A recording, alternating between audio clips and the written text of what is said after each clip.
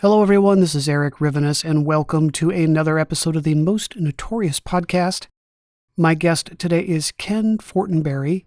He is an award-winning journalist, author, and former newspaper publisher, and I am very excited to talk to him about his book, Flight 7 is Missing: The Search for My Father's Killer. I so appreciate you coming on. Great to talk with you. Eric, thanks so much. Yes. So as the title states, this is a story that's obviously very personal to you. Would you tell us more? Well, it's pretty simple. The subject of this story is the plane crash in November 1957 that killed my father and 43 other folks. So it had been my passion since I was a child. I was only 6 years old at the time to determine why this plane crashed, because it had never been solved. The mystery had never been resolved by federal investigators. And just as a child, I just didn't want to leave that unresolved. So I began pursuing it as a youngster. Would you tell us about your father and his work for Pan Am? Yeah, he was the second officer on a Pan Am Boeing Stratocruiser, which at the time was the largest, most luxurious airplane of its time. It was kind of comparable to a 747 today. He had been with Pan Am for about 10 years, and he was the co-pilot and was called the second officer on board this flight.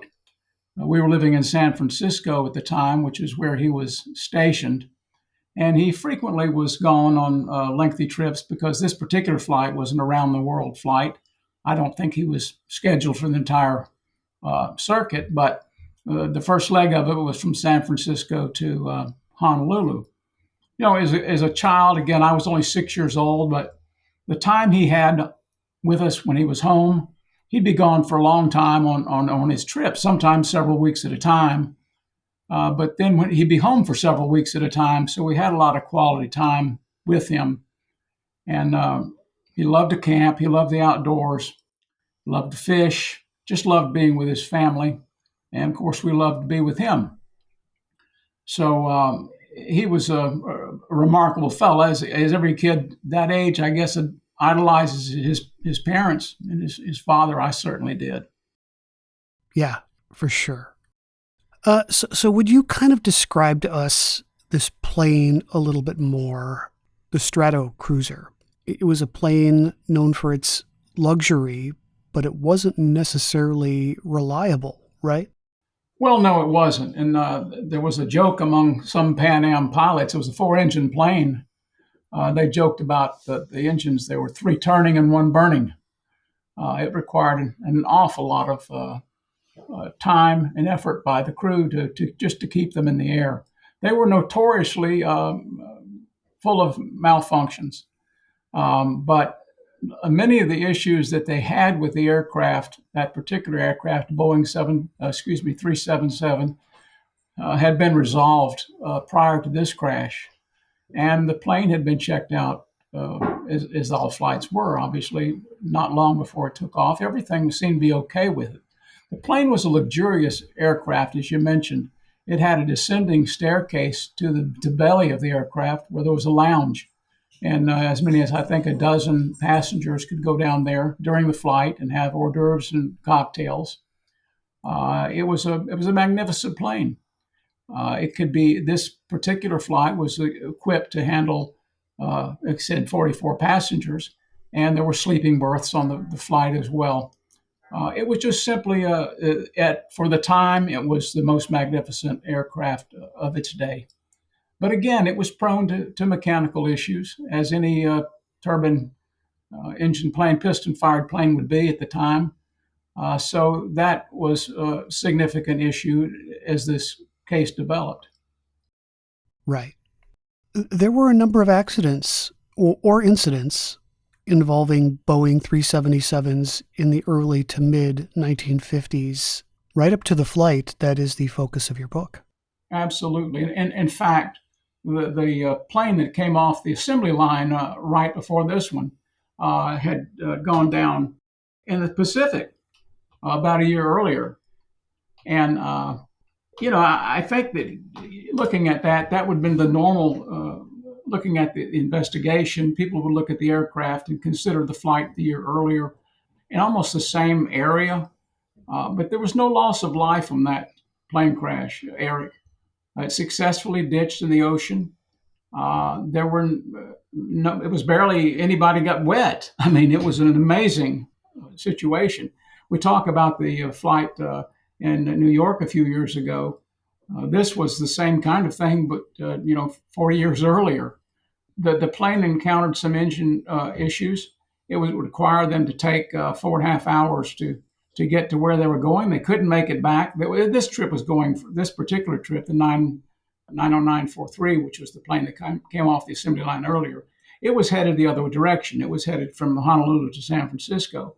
And they couldn't make it. They had engine problems. They simply could not do it. So the captain, a fellow named Richard Ogg, decided he simply had to put the plane down. The fortunate thing about that is that there was what they called a weather ship, a Coast Guard weather ship in the area. And they were able to make contact with that weather ship and circle until they ran exhausted the fuel.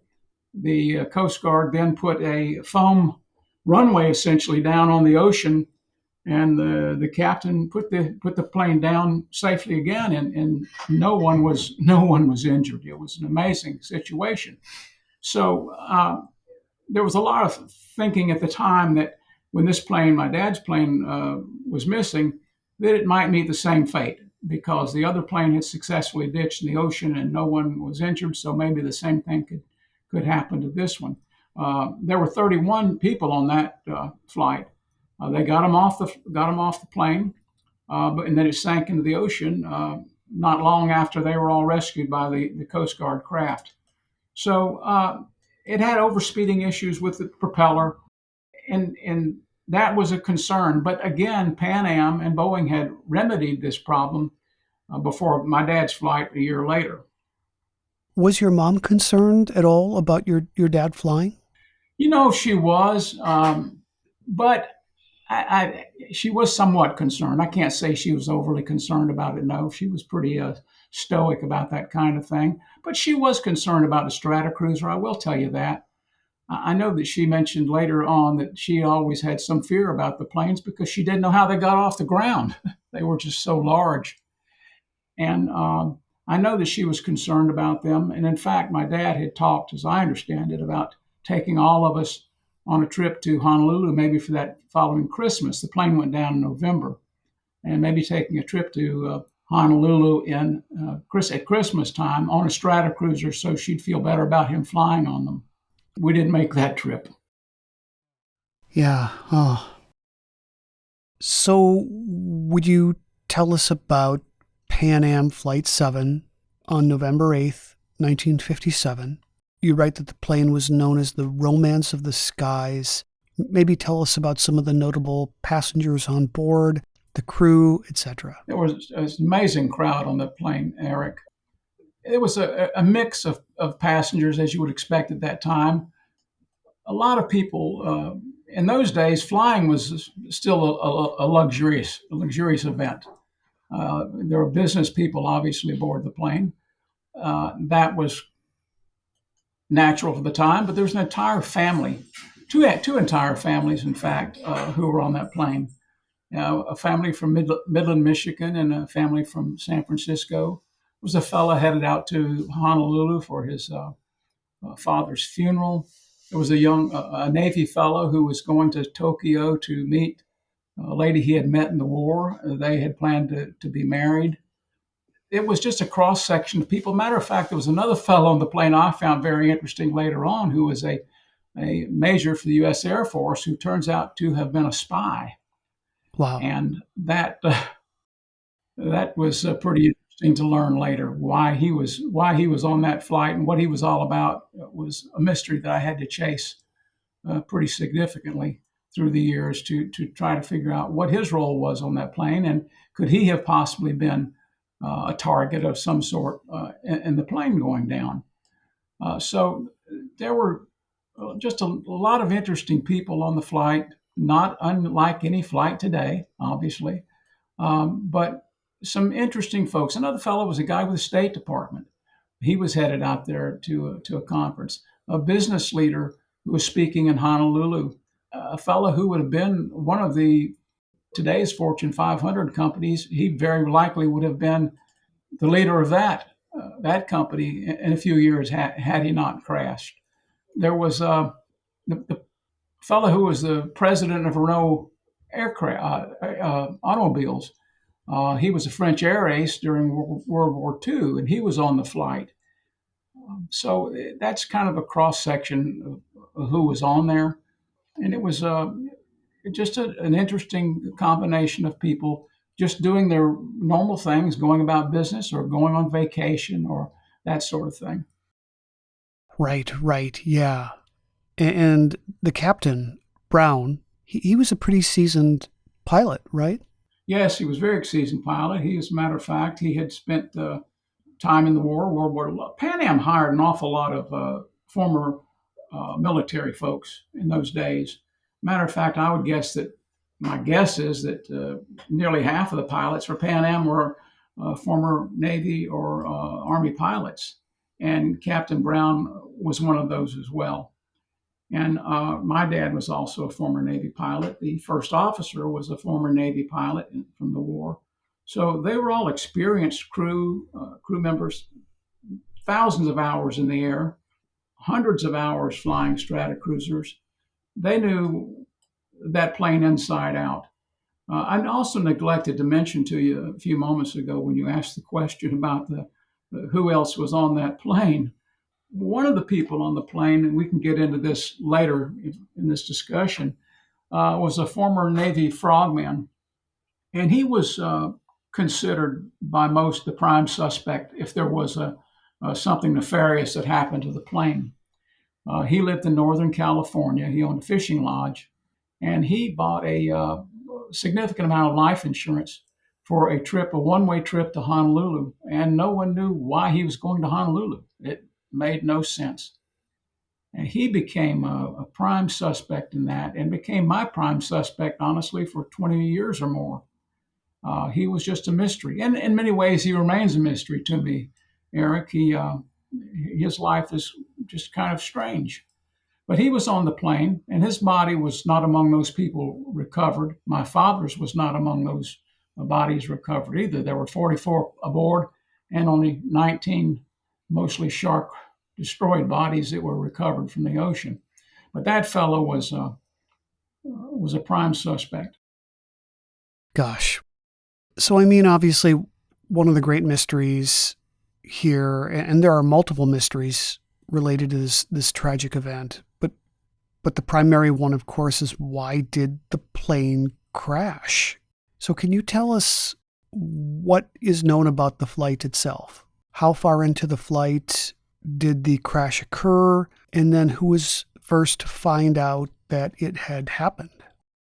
Well, this flight went down about midway between San Francisco and Honolulu, actually very near what is called, pilots call the point of no return.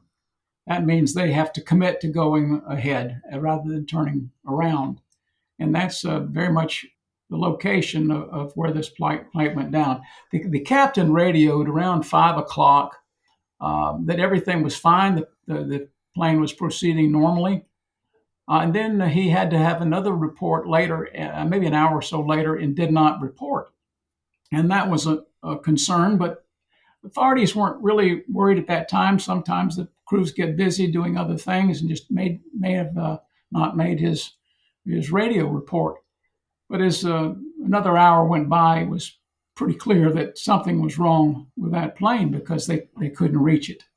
And of course, this was the day before we had satellite, before we had any of these kinds of, we didn't have black boxes on aircraft, for example. We didn't have any way to really to track these things. They were tracked across the ocean by these like this Coast Guard station, which would track them by radar. So the flight, again, was proceeding normally. It was about dinner time. People would be being fed a full 5-course elegant meal. And again, the pilot radioed that everything was fine, and then nothing I mean, absolutely nothing. No Mayday call, no distress, nothing. It just disappeared. I mean, the fact that it was basically halfway, at the halfway marker, close to it, that's an important fact for you, where it happened. Yeah, absolutely it is. Because let's say, for example, someone did something to this aircraft to intentionally bring it down. Knowing where the aircraft was at the time would be pretty critical to that plot.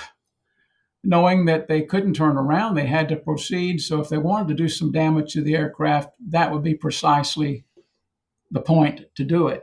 So yeah, where it happened, I think that's very important. And not many people would know where that would happen except for the crew.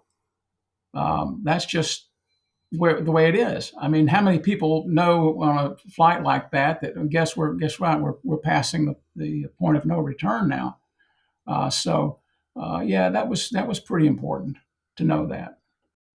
Right. Please remember this, Eric. There were no satellites again, no sophisticated mapping tracking technology, really nothing. And that talk the captain had, the brief radio conversation the captain had with that Coast Guard station floating in the ocean out there, was critical, because not only did that help them establish clearly where they were, exactly where they were at the time, but it was also kind of a welcome contact to let people know that we're okay, and just to talk back and forth with each other as they did. So that was at 5:04 o'clock, 5:04 Pacific time. Okay, the plane took off around 11 or so from San Francisco. It was a little late. They had trouble loading some cargo on the flight, but everything was proceeding normally again. No issue at all. He made the contact to ask for the Coast Guard station to give us a routine radar fix to get their exact location, which they did. And the final words were from the ocean station, November, we read you loud and clear, standing by to copy your flight information. And the captain explained the speed they were traveling. He had 8 hours of fuel left. He asked the Coast Guard vessel for a radar fix and a ground speed check, and they gave him all of that. That was routine. And in fact, I'm reading now from my notes here that the Coast Guard folks told him that we have the tracking on course, making good ground speed, and everything was fine. The captain said, "Thank you for listening." Coast Guard man said, "Roger, 944, which is the flight designation, Clipper 944. And he wished him a pleasant flight into Honolulu. And that was the last person on the planet to ever speak to anyone on Flight 7. And they sounded normal. Yep. It didn't sound like anyone was under duress or anything like that. Not at all. No issues at all. The Coast Guard radio man noted in his log that everything was fine, that everything was just as it's supposed to be done. We believe, because this was kind of customary at the time for the captain after that communication to take a walk through the cabin and greet the passengers before they eat dinner. And he may very well have. We don't know that. But something happened between 5:05 p.m. and 20 minutes later. And what it was, who knows? Right. So how long does it take for rescue crews to arrive? How do they know where to go? And when are the bodies finally spotted? Again, early on, the feeling was that the plane the crew just forgot to make the next routine radio transmission.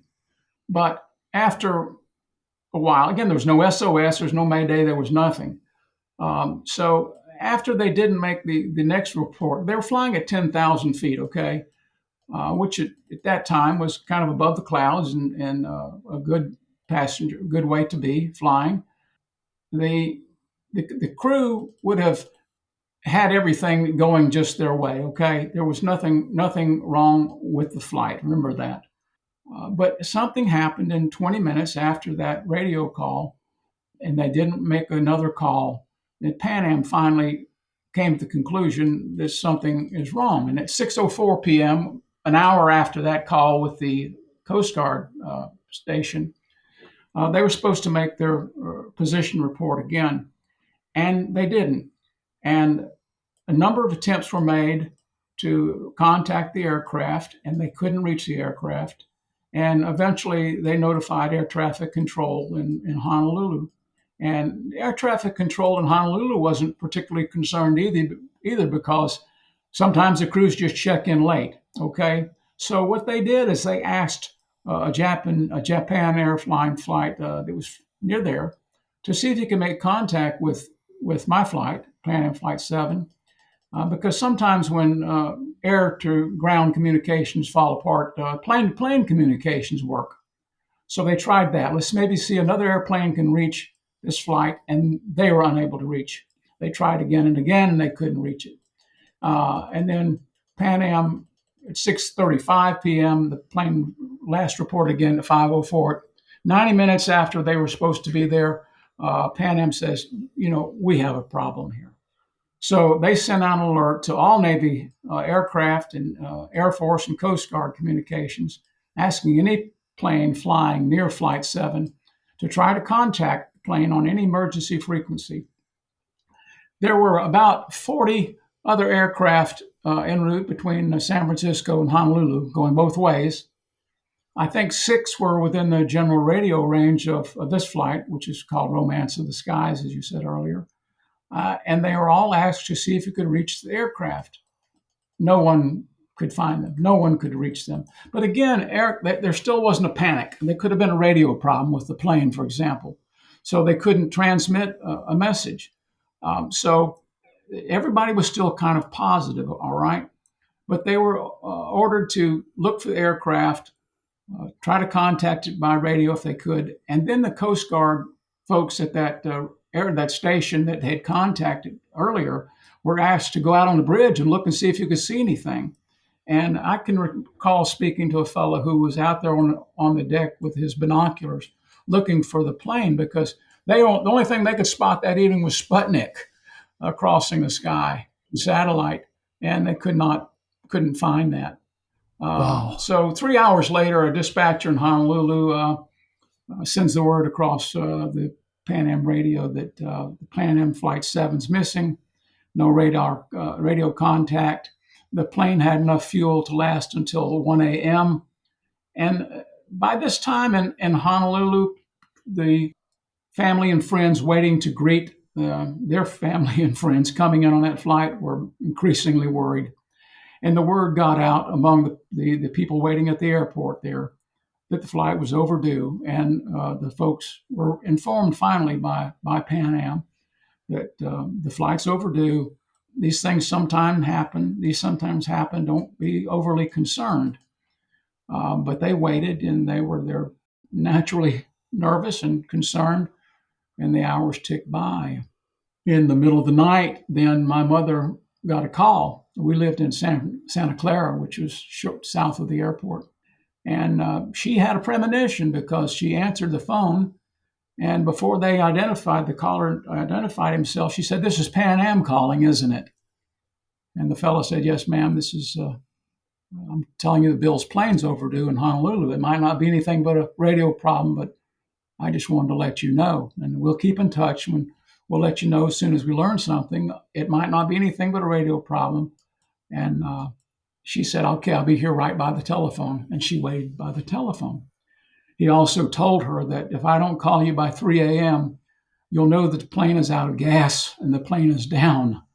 And I remember her saying later how kind of cold and heartless that sounded, that she had to wait till 3 a.m. and then to learn maybe the flight was out of gas and it was definitely down in the ocean.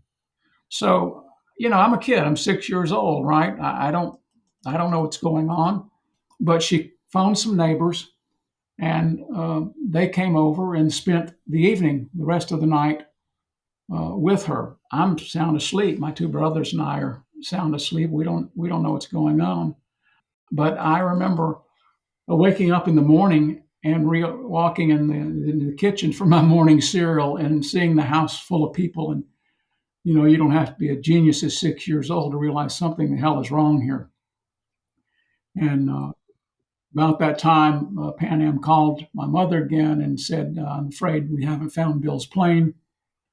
And she said something to the effect, well, a big plane like that just can't disappear, can it? And he said, no, we've got every plane available. And Pan Am had sent planes out of its own to search along the route to every kind of plane in the area was asked to look for the flight, and still nothing.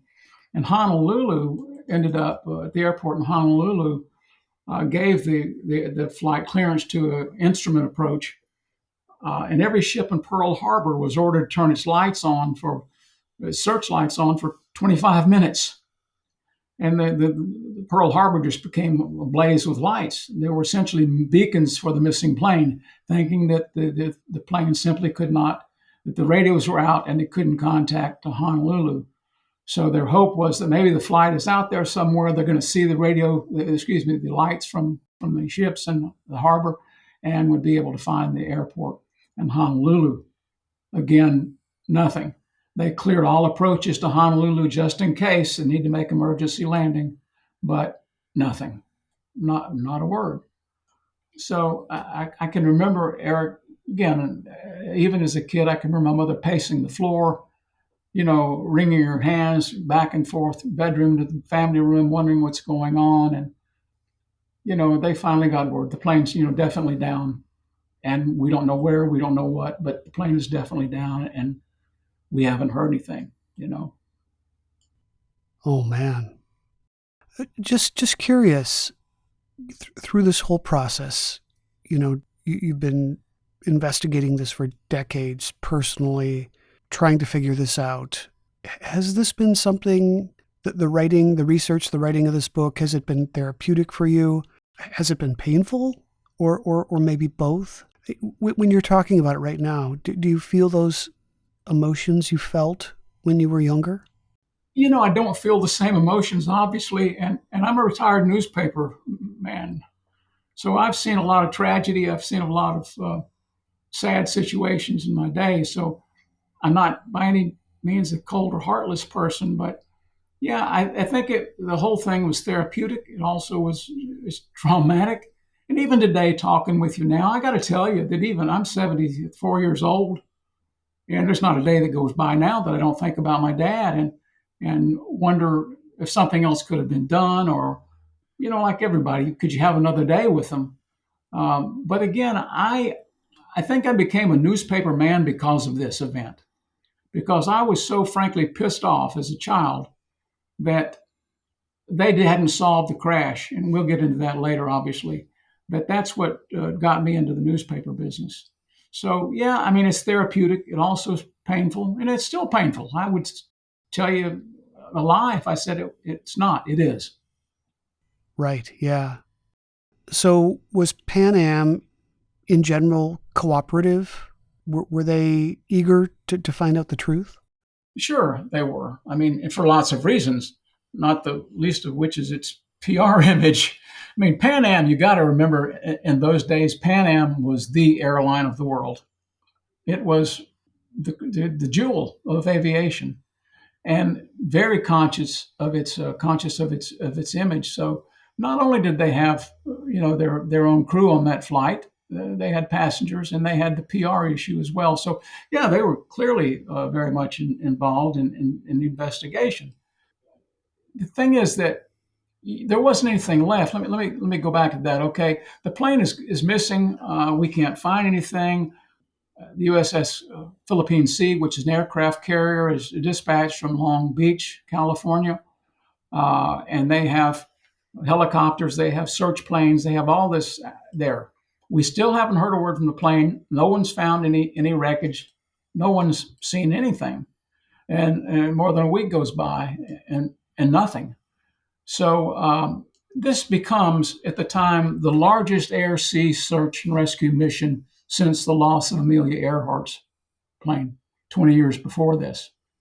So there was still hope for survivors in this case, because they hadn't found anything. They kept hoping that maybe they would find life rafts and people on the life rafts, and maybe the plane put down successfully ditched. maybe broke apart when it ditched, but there would still be survivors. They had 20-man life rafts that would carry, had four of those 20-man life rafts, and they had extra life vests. They had rations for people for several days. So they would have been able to survive on the ocean until they were found if the plane had successfully ditched. Okay. So all of us held out hope, and Pan Am held out hope as well. Pilots that volunteered their time that got in Pan Am aircraft, and headed out themselves looking for the plane. And they had crews, including newspaper crews, that look out the windows of the plane. They'd fly low in the area where the plane was last reported to see if they could find anything. And they'd find things that appeared to be something, but it was nothing.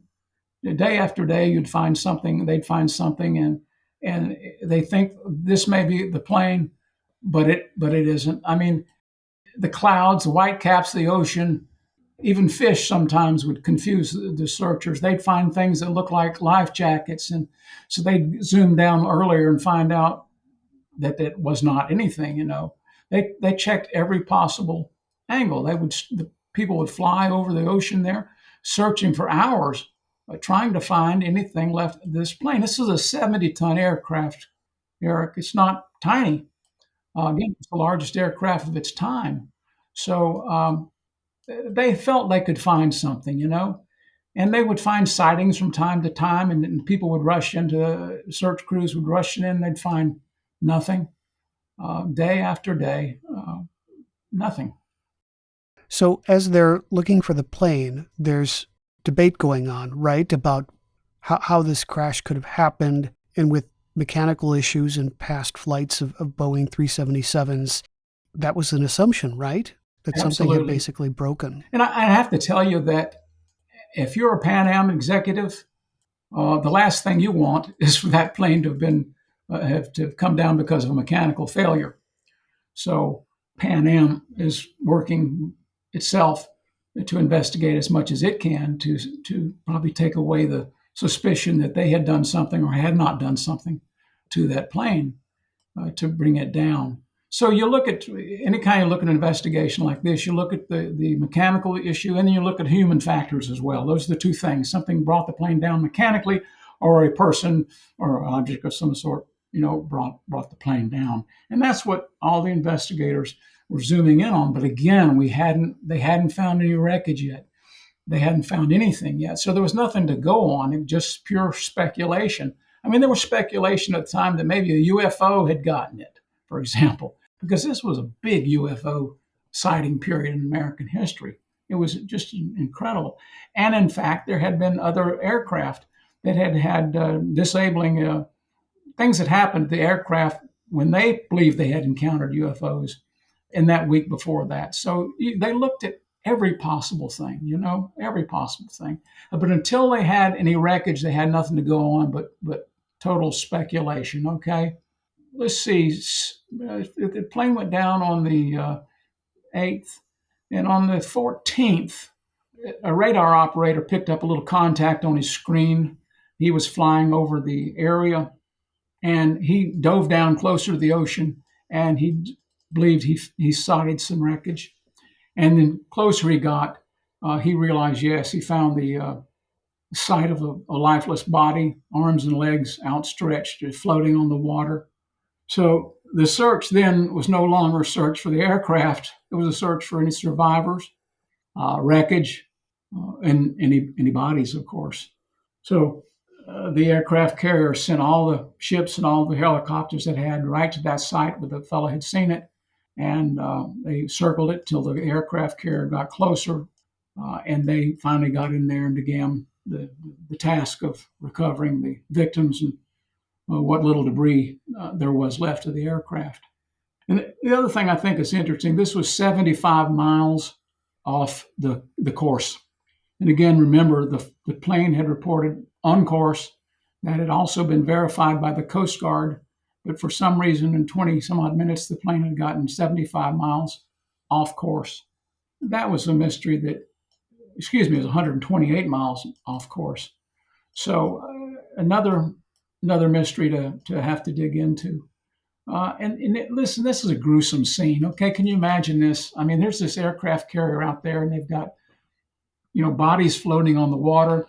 They have sharks tearing at what bodies are left. And in fact, I recall one of the guys talked about having to shoot at a shark so they could recover the body because the shark was tearing at what was left of the body that was floating there.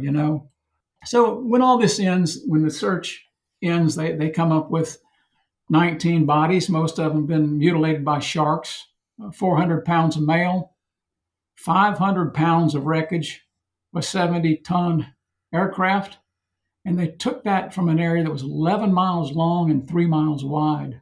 That's how far all that had spread. So they labeled it and put it on aircraft carrier along with the bodies and headed back to Long Beach, California for the investigation to begin. Now, some of the bodies that were recovered, some had life jackets and some didn't, right? That's correct. Were they able to determine whether these people on the surface of the water, whether they had survived the crash and maybe had died of something else? Now, I've got the autopsies of the bodies that were recovered. All of them would have been unconscious no matter what. There was a possibility that one or two, one in particular, may have survived the crash but was unconscious and couldn't have survived. I mean, the bodies were torn so badly that it would have been damn near impossible, Eric, to survive that crash. Although one fella autopsy did indicate that he might possibly have been able to survive that just for a short time because he still had a lot of injuries. They were torn up pretty bad in the crash. And that's another mystery too. That's a question you ask in your book. Why did some passengers have time to put on life jackets and others did not? That's a great question, and it's still unanswered. We'll never have the answer to that. Lots of theories about that. Lots of theories, depending upon where you were sitting on the aircraft, for example. Maybe the crew had time to warn people in a certain area, get your life jackets on, and they were able to, and the people in the other part of the aircraft were not able to get theirs on. So that's an interesting question. And again, there's just no answer to that. Why? Why did some have them and some not, and in some of the bodies they recovered, they've got, some of their personal effects were very much intact. I mean, there's a library card from the fella, there's his ticket, a guy's billfold, business cards, all kinds of things. But the bodies, why the bodies did not have life jackets on, why the people did not have life jackets on is an unanswered question. And again, it will always remain that way. One possibility might have had something to do with carbon monoxide, right? Correct. And that got into the investigation. That's how I got into this thing, Eric, honestly. The federal investigators ultimately determined, and they spent about a year on this case, and they ultimately determined that they could not find what they call a probable cause for the aircraft to go down. And they wrote this report in January of 1958 saying there was no probable cause. But the investigation was continuing because there had been carbon monoxide found in some of the bodies. And they weren't certain what that was. Why was that in some bodies and not? And we're talking about excessive levels of carbon monoxide in 14 of the 19 bodies. And that could have disabled the crew, that could have disabled the passengers. I mean, the plane could have just flown out of control, just into the ocean without a pilot, for example. If the crew was incapacitated by carbon monoxide, they've just fallen asleep there at the controls and then they've just flown right into the ocean, But they didn't know. And there was nothing left of the plane to really determine anything. At any rate, let me conclude going with that point. In 1958, they issued this report after they had a hearing in San Francisco, and they said that they could not come up with a conclusion for this thing because they were unable to determine what caused that. At the time, there was some possibility that carbon monoxide could be a byproduct of the decomposition of a body. And Captain Brown's body had carbon monoxide, high levels of carbon monoxide in his body. How did he have carbon monoxide in his body? We don't even know that he was at the controls of the plane. He could have been, as I said earlier, walking back to speak with the passengers at dinner time. So we don't know. But they concluded this report saying the investigation would continue until they can determine more about the carbon monoxide poisoning.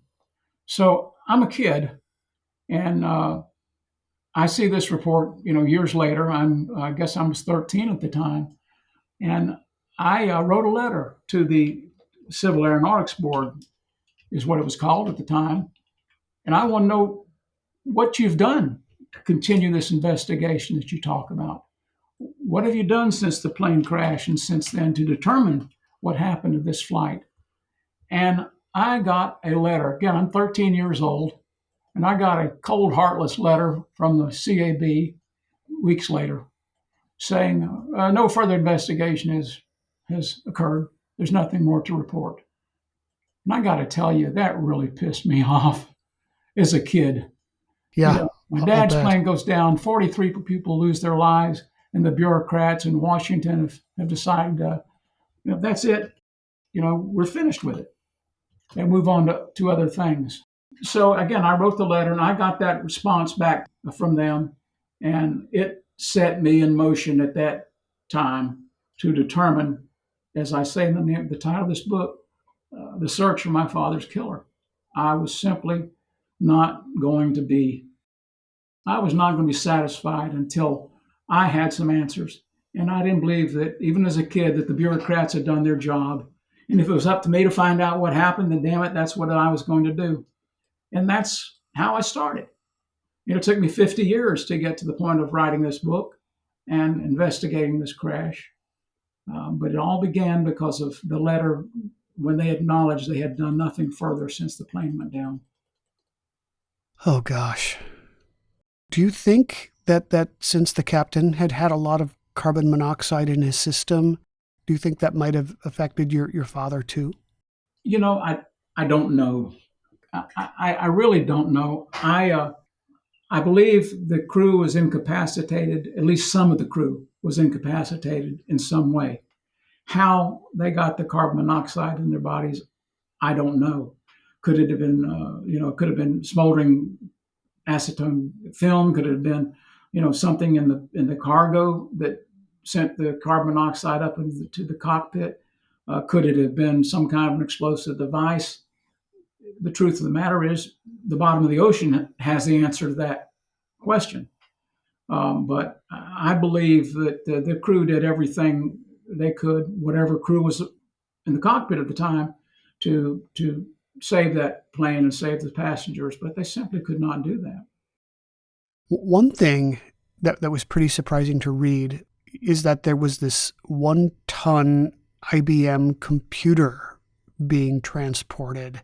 Yeah. And it was strapped into this forward cargo compartment near barrels of movie film. Yeah, that's amazing, because the computers in those days, that computer, Eric, was as big as I don't know. I'm thinking, I don't have the dimensions in front of me now, but that computer today would fit on my desk. And in those days, it took a forklift to get it in the aircraft. And there was some concern that perhaps that thing had gotten loose in some way. The computer itself had not been secured, and that had done something. I don't think that happened. I don't believe any of that happened. I don't believe the plane had mechanical failure, because my investigation, again, the feds concentrated heavily on mechanical issues, and in my opinion, were negligent in pursuing the human factor. And that's what I got into after I exhausted everything I could exhaust and investigate. And I'm not an engineer. I'm not a fellow who understands aerospace engineering in any way. I do understand people pretty damn well. So I began to concentrate more on the human factor of this thing.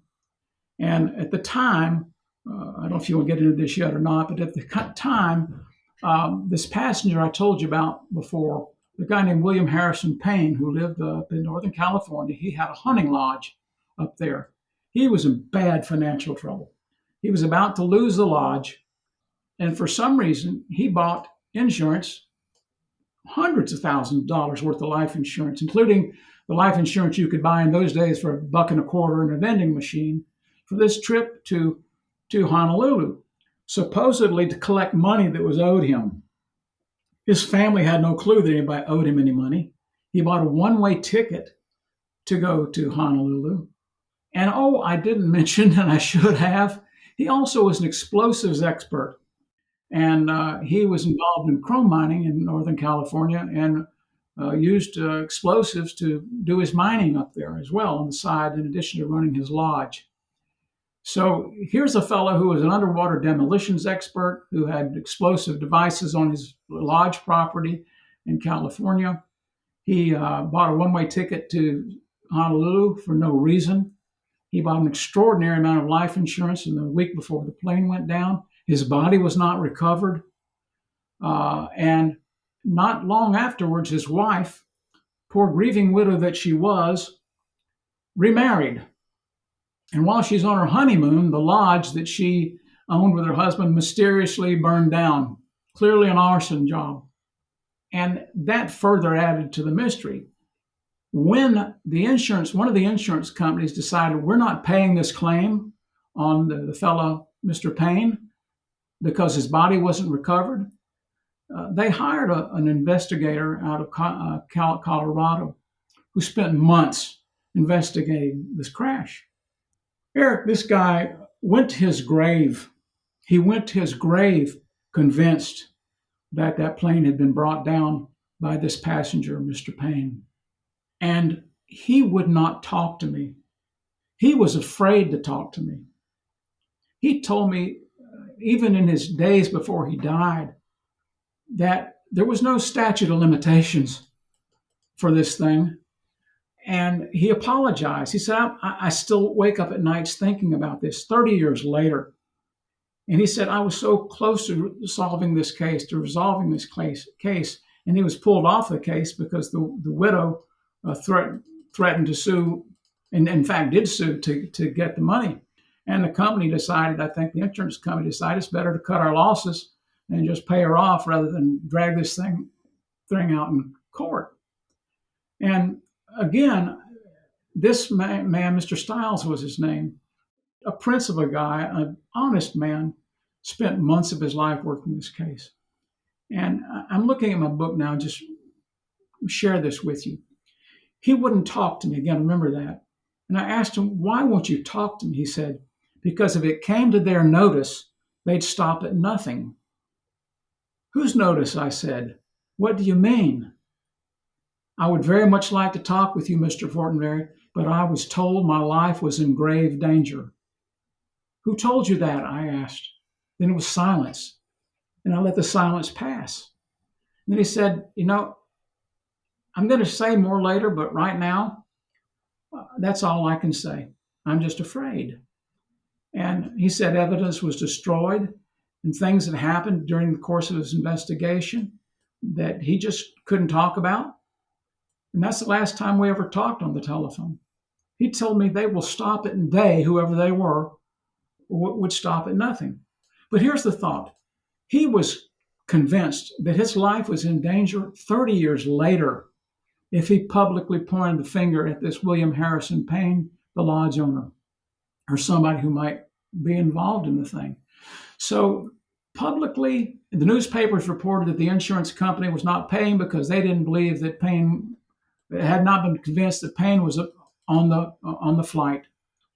And he said they thought he was still alive, living in Mexico somewhere. Because in fact, the postmistress in this little town in Northern California claimed that the widow started getting letters from Mexico, which she had never gotten before. So it's certainly mysterious. He was a mysterious guy, and all signs pointed to him. If it weren't a mechanical issue that brought the plane down, this guy Payne did it. And Eric, I was convinced that Payne did it for decades. Decades. Here's my number one suspect. I was working with trying to get information from the National Transportation Safety Board, which was evolved from the Civil Aeronautics Board. And I fought for damn years trying to get information from them about this crash. They would say there's no records available, or the records have been destroyed, or you have nothing further for you. And I'd fight and back and forth and FOI requests and on and on and on.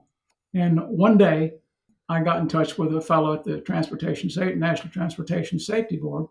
I mentioned, you know about this guy, Oliver Eugene Crossway. And I said, no, yeah, he was the purser on the plane. He said, well, you probably need to look into that a little more. And that was the first time that I had a thought or a possibility that there was another suspect involved. You mean to tell me that the purser on this damn plane might have been a suspect?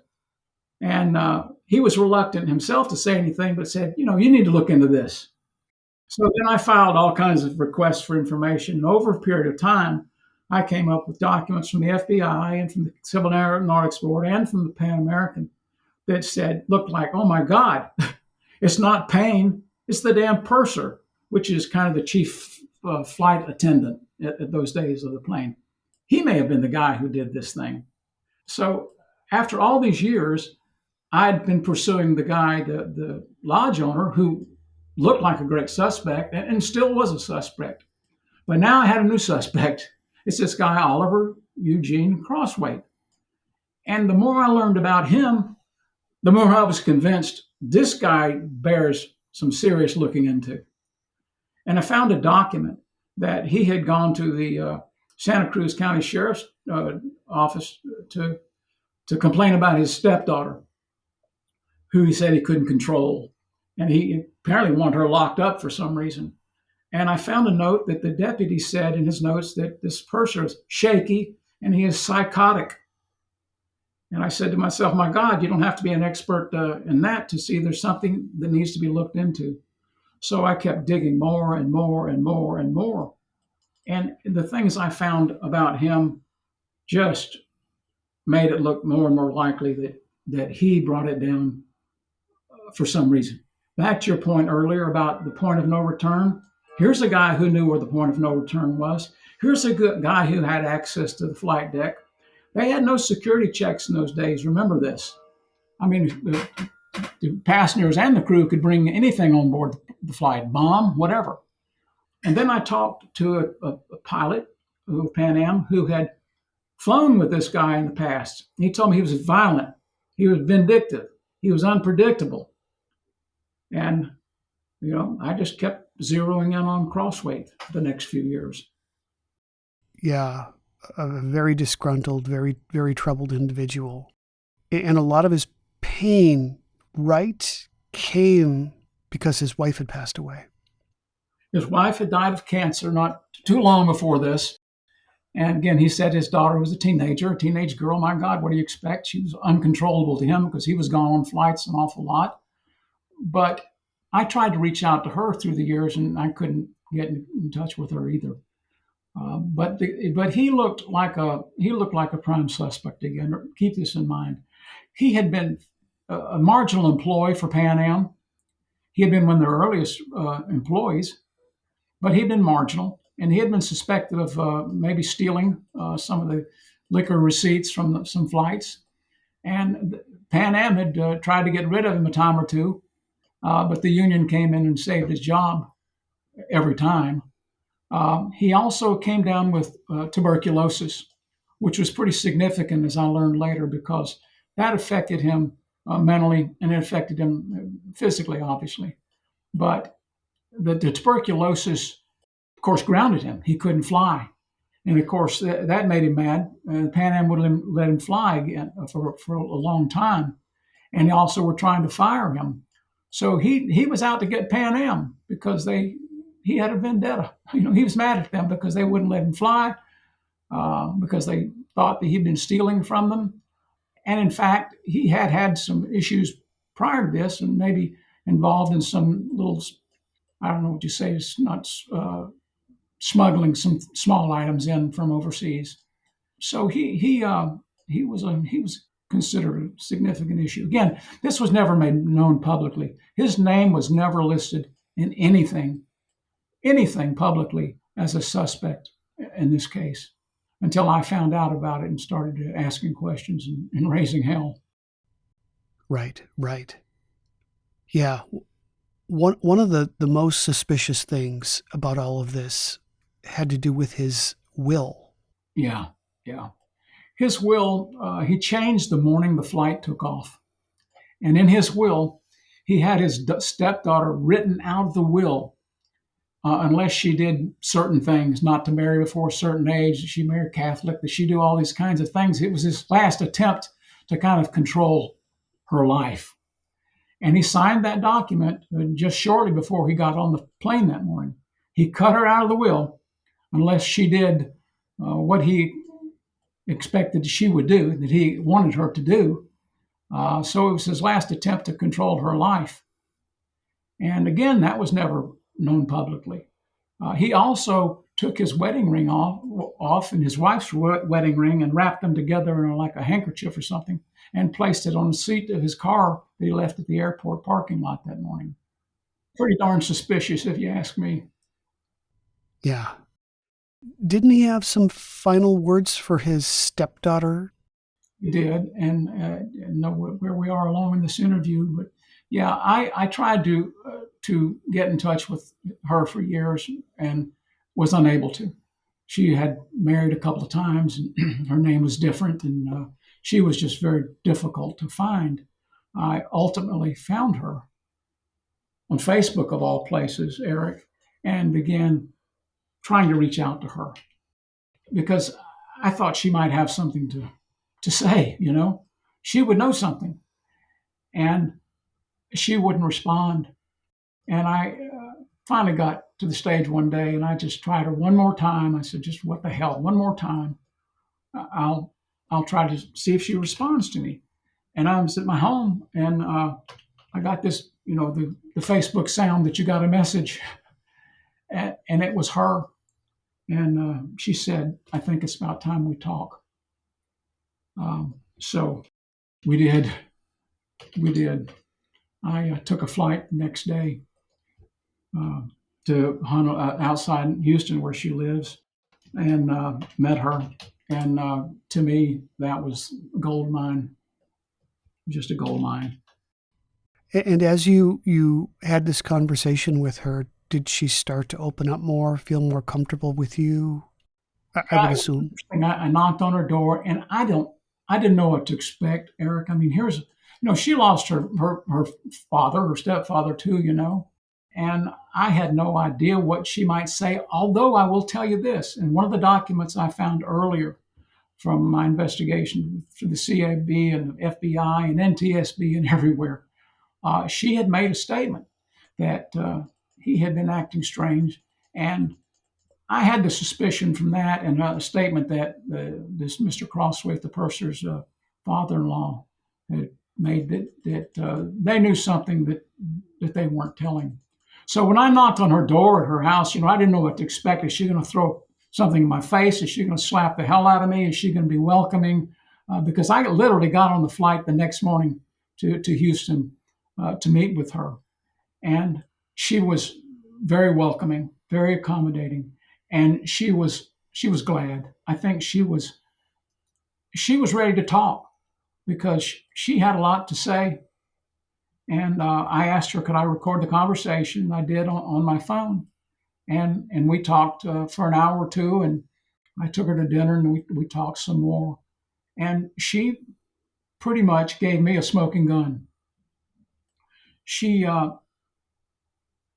talked about how overbearing he was, how mean he was, how much trouble that he gave her mother after he had his tuberculosis diagnosis, how he changed, how he wasn't the same, how he was mean-spirited, how he got drunk all the time, how he was always fussing and feuding with anybody and everybody, just very unhappy marriage. Yet she died of cancer, and then he grieved for her. He grieved so much that he grieved in strange ways. And one of the, of course, the daughter told me this later, that he started hitting on another woman because he just missed Russian-born wife so much. But he was a strange character. And she said he had outbursts of anger that he'd just make her cry all the time. And he was just a mean guy. And he never participated in anything with her and her family. I mean, with her school events, for example. And she kind of hinted, uh, I don't know, that he might have made come on to her in some way inappropriately, and sometimes. But again, she began to open up with me during that conversation, and he told her that she wasn't his blood child, that she was adopted, and that kind of surprised her because she really didn't know that. And then back to the point of the last days before the flight, he got really bad, and he started being very gloomy, sitting in a chair in his house, staring out the window. He'd go into the basement of his house, where he turns out he was working with some kind of explosive device of some sort. He had some blasting material down there, and what he was doing, I don't know, but he was doing something in that basement, and she said he would just sit around gloom and doom and bitch about Pan Am all the time, and he'd drink a lot, and she could see him just staring out the window, sitting in his chair, just seething inside with anger at something or someone. So, this conversation went for several hours, and I wanted to bring it to a close. I wanted to find out what she really was thinking about what her stepfather might have done in regard to this crash. And then she pretty much said it. Um, she said that she believed that he did it, and he was so mean. He just went crazy, and that really set me off. She said he told her the morning the flight took off that something big is going to happen, and you're not going to like it. And in the few days before that, I forgot to tell you this. He gathered papers on his desk and put them in the fireplace, and that, including those papers, were her adoption papers. He was burning everything he could find, all these important documents in the fireplace. He was putting his life in order, essentially, getting rid of anything.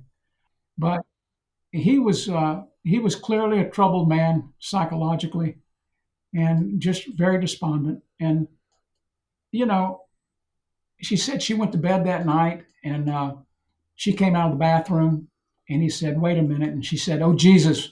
She said, "I know when I heard that voice, I stopped because he's going to say something. And she looked at him, and he pointed his finger at her and said, "You're going to find out some things. Some big things are going to happen, and you're going to be shocked." Wow.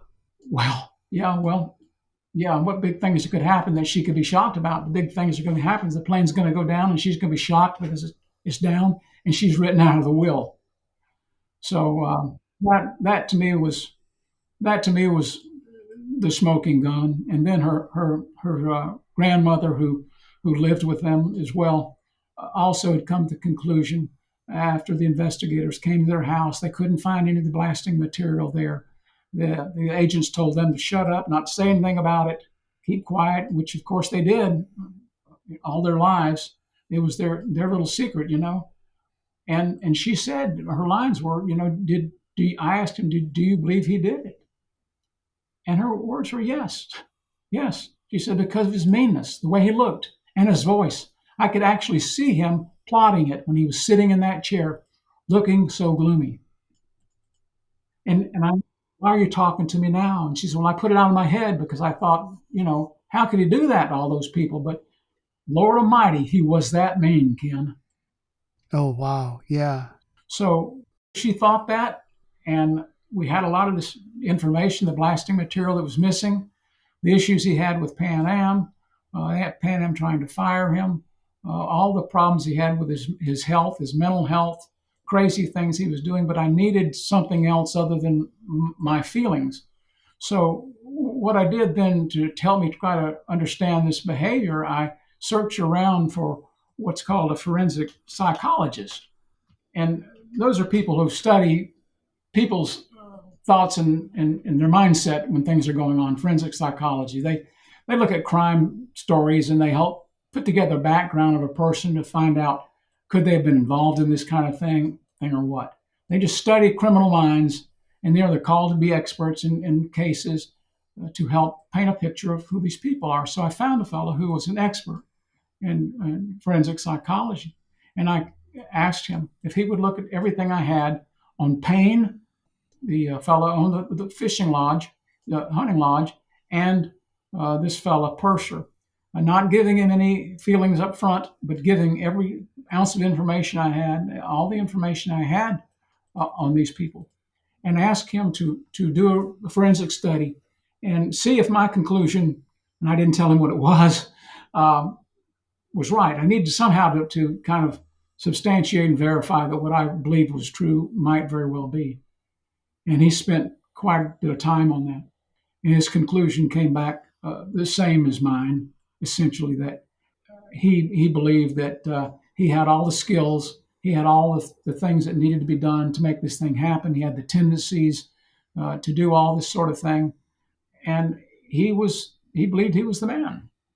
So that added to my story. That helped, I guess, bring it to a closure to me. And his statements about the purser for me was what I needed to close this story. His behavior, the way he'd been acting, all of these things came together for the expert to determine the same thing. He said that he had mental health difficulties. The purser also found out, I meant to mention this earlier, he fell off a burro when he was a kid and was unconscious for days. And I also looked into that because that would cause some long-term mental issues. And clearly it did. That would cause you all kind of mood disturbances later. If you're unconscious for a couple of days, that certainly affects your mental status as well. So all of that, came together, and that helped him determine and me to determine that from our perspective, until somebody gets to the bottom of the ocean and finds that aircraft, the purser brought it down to get back at Pan Am and to get back at his daughter. Wow, gosh, yeah. J. Edgar Hoover, his name is mentioned a lot on the show, as you might imagine, and he was involved on some level with this investigation as well, right? Yeah, that's another thing that irritated me when I got into this. Pan Am desperately needed help. Pan Am, they fly airplanes. They're not investigators. The Civil Aeronautics Board, which investigates these things, they investigate plane crashes, but they don't look into the criminal element, okay? And both Pan Am and the CAB begged Hoover, we need help here. We just need your help to solve this case or to determine in some way what may have happened. And Hoover repeatedly denied that request. And they would send people over to his office, and Hoover would again say, denied. And you got to remember, Hoover always gets his man. He had his mind was always, I get my man. And his feeling was, listen, the evidence in this case is really at the bottom of the ocean, and I'm not going to be able to get my man, so to hell with it. I'm not going to lend any of my people to assist. So he came up with a bureaucratic reason why he couldn't, and that was unless there was evidence of a criminal involvement in this crash, we don't get involved. Well, how the hell are they going to determine if there's criminal involvement in the case unless criminal investigators help them? But they were extremely frustrated with Hoover that he wouldn't do anything and didn't lift a damn hand to help resolve this case. And here's the truth of the matter is, I think, Eric, had he done so in the months after that, I wouldn't have had to spend all my life trying to chase this thing down. And I wouldn't have had to spend all my life trying to help bring closure to the families of the 43 other people who've lost loved ones on that plane. That's just not right. Yeah.